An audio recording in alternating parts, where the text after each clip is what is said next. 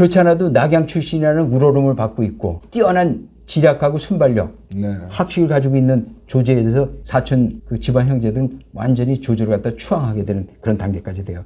이게 향후 삼국지대를 이끄는 조제의 큰 원동력이 되었던 것 같아요.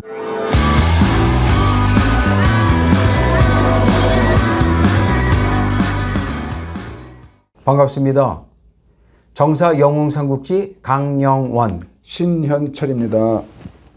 대자연의 섭리 속에서 문명이라는 것을 이루고 있는 인류사에 영원이라는 것은 애초부터 존재할 수 없습니다. 네. 인류 4대 문명 발상지인 황하 문명을 중심으로 이룩된 중국 역사 역시 생성과 멸실이 항시 순환하고 있었습니다. 중국 황실이 생멸을 살펴보면 네. 망해가는 왕조에는 반드시 황권의 약화가 있었고 이런 황권의 약화에는 여지없이 외척의 전횡과 황간이 바로가 주된 원인으로 등장합니다. 네.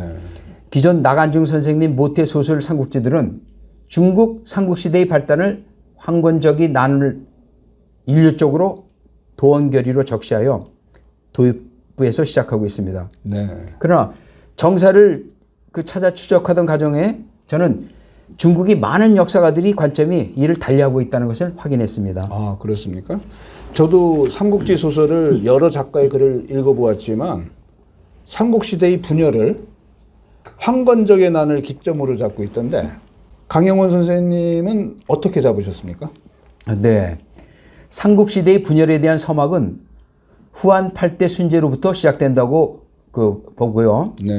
순제는 7대 황제 안제의 외척 여면 일파에 의해서 황태자 자리를 물려나게 되었었어요. 네.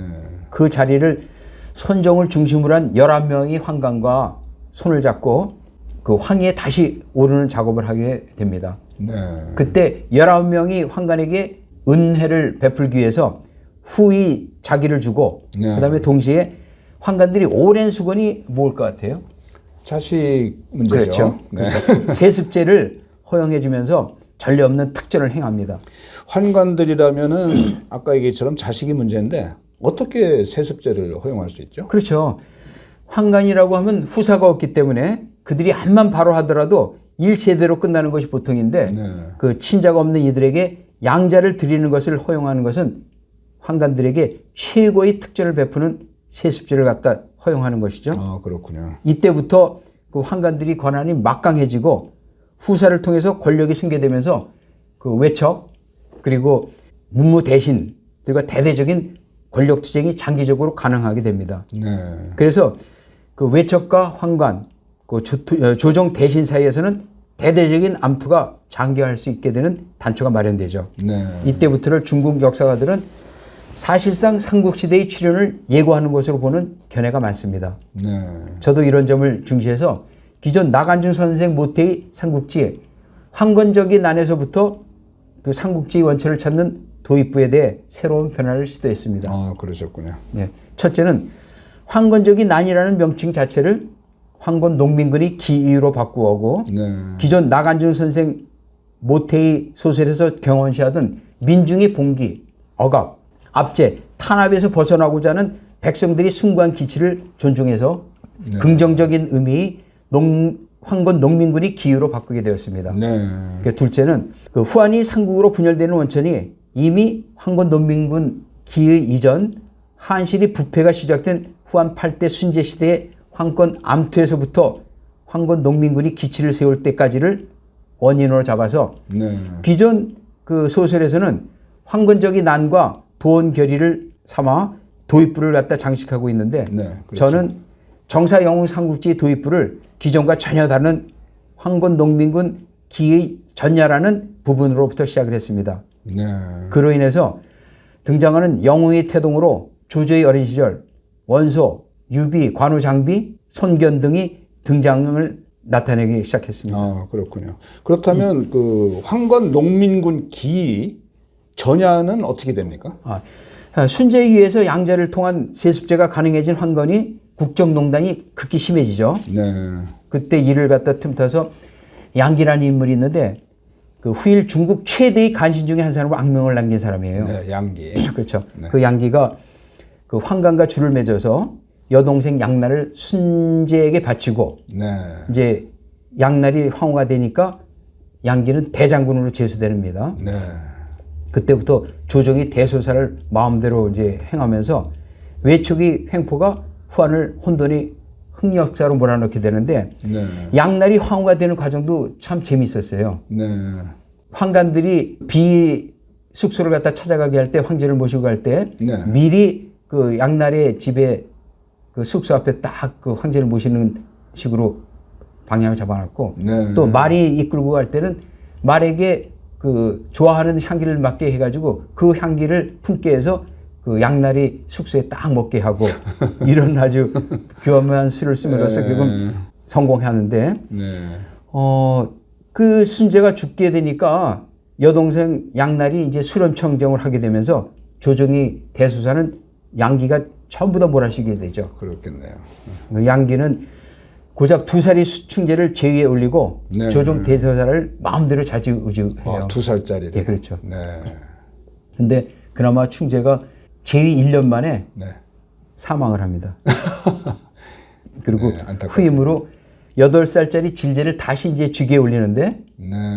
그 질제가 너무나 총명해가지고 양기는 미래에 대한 두려움을 갖게 되면서 질제를 독살합니다. 아, 어떻게 8살짜리를 두려워했죠? 그렇게 말이에요. 질제가 어느 정도 영명했냐면 네. 그 양기한테 세간에 그 대장군을 간신이라고 얘기한다는 사람들이 있다고 하고 그다음에 그 대장군이 나라를 말아먹을 것이라는 얘기를 했다는 그 말을 어린 나이에. 예, 직언을 해버려요. 네. 8살짜리. 그렇죠. 네. 그 이제 질제를 갖다 독살하면서 그 문무 대신들이 양기의 그 폐역 무도함을 알게 되죠. 그래서 황권을 다시 세우려는 움직임이 일어나는데 양기는 이걸 막기 위해서 중상시 조등, 네. 조등이면은 조조의 아버지 조승, 네. 조승을 양자로 들인 사람이죠. 네. 그 사람과 손을 잡고 여우 유익의 아들을 11대 환제로 등극시킵니다. 네. 이제 등극에 성공한 양기는 중상시 조등에게 큰 은혜를 입었죠. 네. 조등을 비정후 겸 대장추로 임명해가지고 황관들이 권력까지 전부 다 장악해버려요. 그러면 이제 세상에 두려울 것이 없는 존재가 되죠. 그렇죠. 이제 극도로 교만해집니다. 아. 자신에게 조금만 불편해도 거침없이 보복을 가행하고 그래서 형주자사 오수를 네. 죽이고 그다음에 요동태수 후맹 같은 경우는 자기가 어떤 자리를 제수했는데 그 자리를 갖다가 받아들이지 않는다고 네. 그냥 요참을 행해버려요. 요참여. 예, 허리를 잘라 죽이는 참행이죠. 잔인하군요. 예, 잔인하죠. 낭중 원조 같은 사람은 양기에게 대장군은 수양을 해야 된다고 네. 충언을 하니까 태양을 가해 죽여버립니다. 아니, 태형으로 사람이 죽습니까? 원래 중국에 형벌에는 9형이 있었죠. 9가지 형벌이. 네. 신체에 가하는 형벌로서 5가지 형벌이 있는데 대벽, 목을 잘라 죽이는 형이고요. 궁형은 생식기를 자르는 형이고요. 월형은 발꿈치를 잘라버려요. 네. 그리고 위형은 코를 잘라버리고 네. 그 다음에 묵형은 이마나 팔뚝에다가 이제 낙인을 찍어버리죠. 네. 여기에다가 유형이라고 유배 보내는 형. 네. 그 다음에 속형이라고 그 죄값을 돈으로 대체시키는 거죠. 네. 그리고 편형이라고 매로 치는 형이고 그 다음에 복형이라고 회초리를 때리는 9가지 형벌이 있는데 네. 여기서 태형이라는 것은 조선시대에 그 대명률에 의해서 그 차용하던 사형, 유형, 도형, 그 다음에 장형, 태형 네. 중에 이제 한국 사람들이 알기 쉽게 하느라고 이제 태형이라고 했는데 네. 장형이 그 중국의 그 형벌로 따지면 편형에 그 가까이 해당되는 거고 네. 한데 곤장을 때리는데 장형의 경우는 60대에서 100대까지 때려가지고 건장한 사람도 무사가 아니면 죽는 경우가 있어요. 네. 근데 태형의 경우는 작은 매로 10대에서 50대까지 때리기 때문에 죽는 경우가 극히 심한데, 아니, 극히 없는데, 네. 네. 경우에 따라는 죽는 사람도 있다고 하는군요. 그렇게 해놓고도 화가 풀리지 않으니까 네. 그 양기가 원조하고 친하게 지내던 호무, 그 다음에 학혈 같은 자신의 권위에 도전하는 사람들을 갖다 전부 다 잡아가지고 그 호무의 집안 60여 명을 죽이고 그 학혈을 갖다가 주살하면서 그 사람의 재산을 전부 다 빼앗아 버리고 그다음에 무고한 관리와 유지들을 갖다 살해하는 일을 자행해 버려요. 아, 잔인하군요. 예. 이제 이런 점을 알고 있는 환자가 이제 연희 2년에 성년이 되어 가지고요. 네.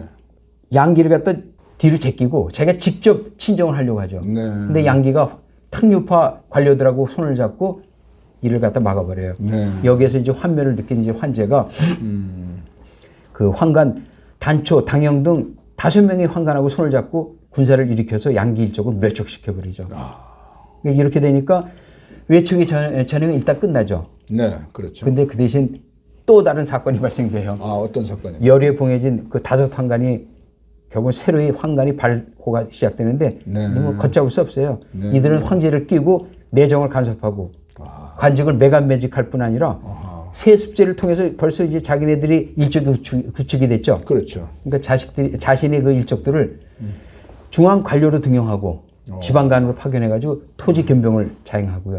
양민을 수탈하고 이때부터 후한 멸망의 징후가 곳곳에서 일어나가지고 천재지변이 일어나고 소규모 밀란이 일어나고 천하가 뒤숭숭해집니다. 아, 그렇군요. 이에 이제 후한에 명망 있는 선비, 권문세족, 태학의 학생들이 대대적으로 일어나서 환관이 내정 참여, 국정농단을 비판하면서 대립각을 세워요. 네.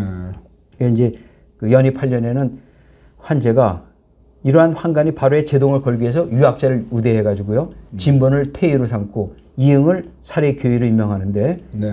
사례교위라 하면은 요새 하도 한간에 말썽이 많은 공수처 있죠. 네, 공수처에 있습니다. 예. 고위공직자 수사처 해가지고 공수처장이 사례교위예요. 아, 사례교회가 그 정도 수준이구만. 예. 네. 그러니까 임명해가지고 조정의 운영에 환관하고 외척이 균형을 세우자고 합니다. 네. 그렇지만 벌써 황제의 주변에 자기 세력을 전부 다 깔아놓은 그 환관들은 황제의 안위까지도 자기 손아귀에 쥐고 있죠.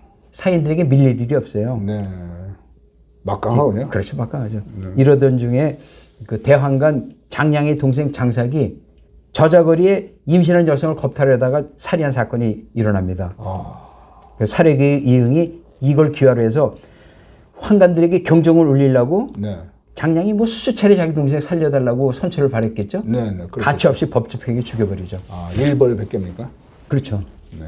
이제 그리고 이를 갖다 계기로 해가지고 태위 진본이 이응하고 연합해서 네. 환관을 대대적으로 제거하기 위한 이제 전력을 세우는데 네. 태학생 3만여 명하고 교류를 시작합니다. 네. 그래가지고 이응하고 진본이 그 활동을 하니까 원한을 품고 있던 장량은 사실은 그 정상적인 방법으로 이들을 제거할 방법이 없다가 네. 모함할 벌이를 찾고 있었어요. 네. 이제 환자에게 뭐라고 그 모함을 하냐면 네. 진본하고 이응이 3만여 명이 그 태학생들을 모아서 붕당을 만들어서 조정을 능멸하고 그리고 황제를 갖다 무력화하려고 한다고 이제 모함을 올리니까 황제는 반신반의하죠. 그렇죠. 그러면서도 그 환관들을 무시하지 못해가지고 200명의 당인들을 투옥하고 그래서 제1차 당고의 화가 네. 일어나게 돼요.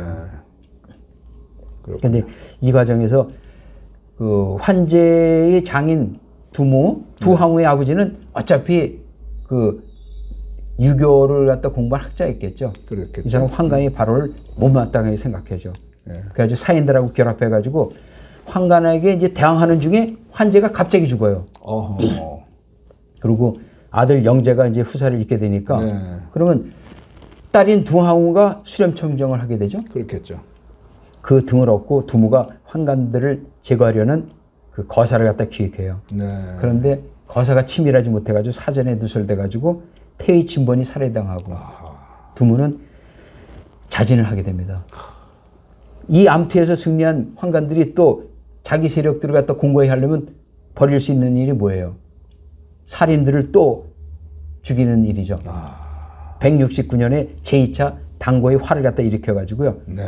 100여 명의 청류파 관료를 살해하고 700여 명의 선비, 태학생들을 사형, 네. 유형, 금고에 처해가지고 사인들이 관직에 오른 걸 원천적으로 막아버려요.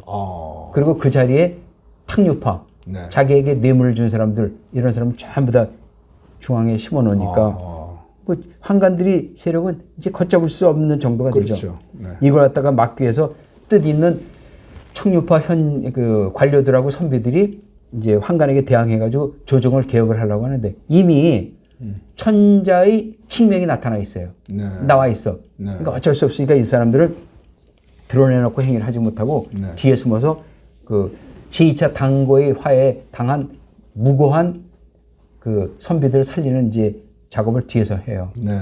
이때 이제 대학자 교현이 네. 환관이 대부인 대장추 조등에게 청류파 활동으로 무고하게 옥살을 당하게 된 하옹의 구명운동을 하기 위해서 그 조등이 자택을 방문하는데 네. 조등이 없었어요. 아. 그러니까 조등을 만나지 못하고 대신 조조를 만나게 됩니다. 여기에서부터 그 2부 그 영웅의 태동이 전개되게 되는데 조조, 원소, 유비, 관우장비, 공손찬, 송견 등이 청소년 시절이 조명되기 시작합니다. 그러면 그 조조를 만나는 장면이 정사에 있는 내용입니까? 아, 실제 정사에서는 교현이 조등을 만났다는 그 조등을 찾아갈 때 네. 조조를 만났다는 기록은 없지만 네. 교현이 조조를 만나서 인물을 평판한 것은 사실이고 그다음에 그 청류파 하옹이 낙양을 탈출한 후에 네. 조승이 아들 조조에게 네. 화가 미칠 것을 갖다 우려해가지고 아들 조조를 고향 폐연으로 회피시켰다는 도피시켰다는 역사적 사실에서 작가의 그 상상력 그다음에 창의력을 동원해가지고 조조의 인물상을 구현했던 것이죠. 네, 네, 그러시군요. 비종후 조등의 저택을 방문하여 조조를 만난 교현이 그 13에 불과한 이제 나이에도 네. 그 자신을 알아보고 반듯하게 행하는 조조를 보면서 네. 사실 조조하면 어린 시절에 얼마나 악동으로 소문났는지 기존 소설에도 다 나오죠. 그렇죠. 그런 조조 이미하고 전혀 다르잖아. 한참 동안 조조를 쳐다봐요. 네. 그러더니 이제 말을 하기를 네. 안심하고 이제 자기 부탁을 하는 거예요. 네. 그 당고의 화를 당한 태희 진본, 네. 사례교에 이응하고 친밀하게 교류하던 태학생 하옹이 그들하고 친하게 지냈던 이유만으로 옥살을 당하게 되었네. 네. 내가 노고를 이끌고 비정후 그 어른을 만나러 온 이유는 태학생 하옹이 무고를 갖다 알리고 선처를 발하기 위함이라고 딱 얘기하니까 그러면서 자네가 나의 뜻을 조등 선생이 안 계시니까 대신 전해줄 수 있겠냐고 네.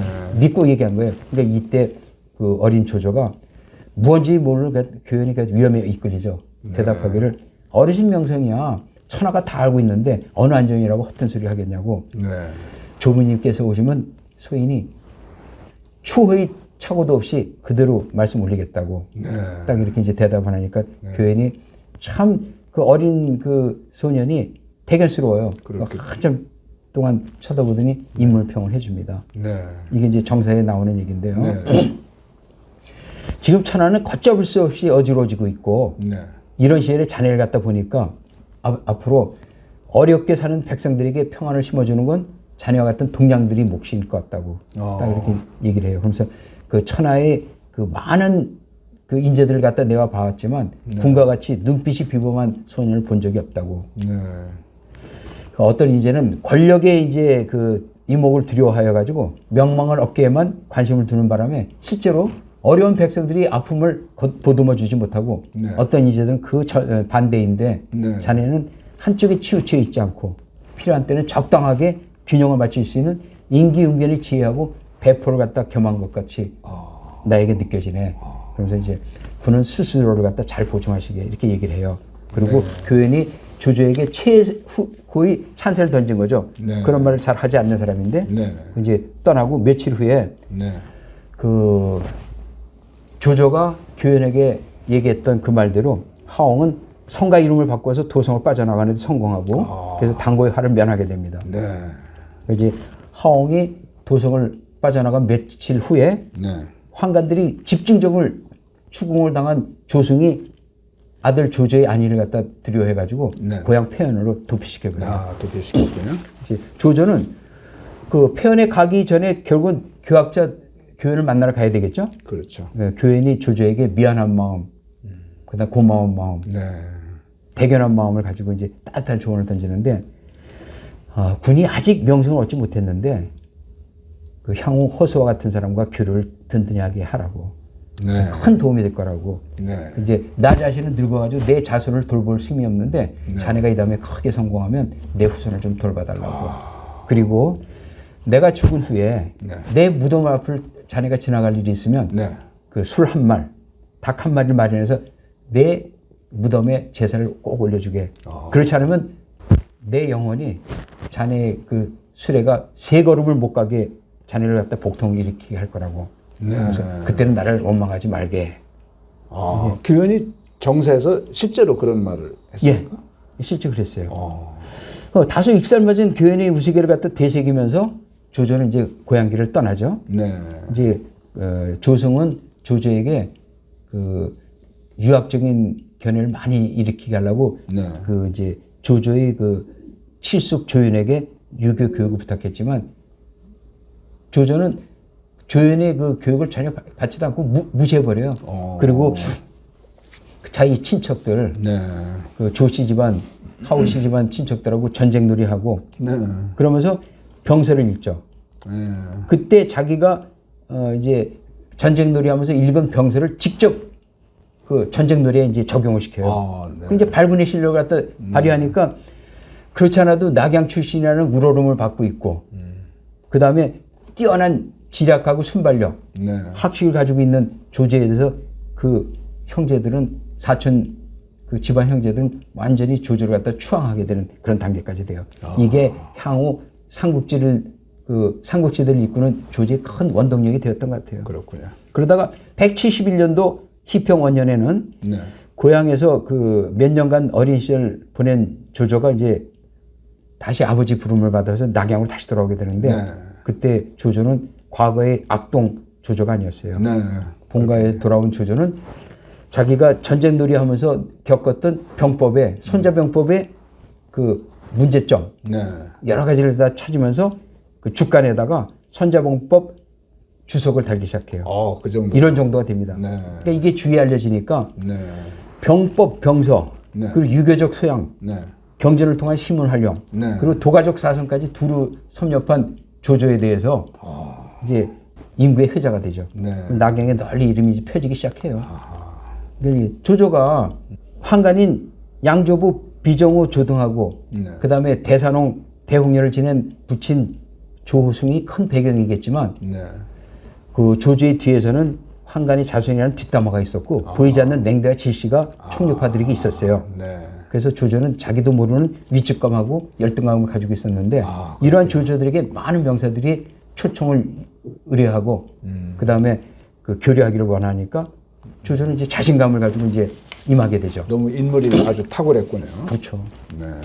조조가 이제 고향 그 표현에 내려가서 하우돈, 하우연, 조인, 조홍 등 그 집안 형제들하고 병서 읽기, 전쟁 놀이로 시간을 보내고 있는 몇 년 동안에 낙양에서는 유교 중심주의 교육을 갖다 받은 젊은 청년을 중심으로 청류파 운동이 일고 있었습니다. 청류파. 네. 그 중심에 한왕실 4대에 걸쳐 삼공이라면 대사마, 대사공, 대사도죠. 그 이제 그 삼공 구경인데 우리나라는 그 삼정 육부죠. 삼정승 육부, 육부 판서. 그걸 그 4대에 걸쳐 삼공을 5명이나 배출한 당대 최고 명문가 자손인 원소가 있었습니다. 가문이 좋군요. 그럼요. 원소는 훈구학 창시자 장현에게 학문을 쏴사했는데 그 제2차 그 당고의 화 등으로 인해서 그 정말 부당하게 선비들이 핍박받는 것을 보고 충효, 인의가 중심이 되는 깨끗한 나라를 만들자는 취지로 청류파 운동을 전개하고 있었어요. 원소는 이 운동을 통해서 유교의 가르침을 직접 행동으로 옮기고 그 천하의 유교주의를 전파하는 활동을 젊은 명사들하고 활발히 전개하다 보니까 이 명성이 벌써부터 그 천하의 원소의 명성은 널리 퍼져 있었어요. 기존에 저희가 알고 있었던 원소 이미지하고는 좀 다르군요. 예.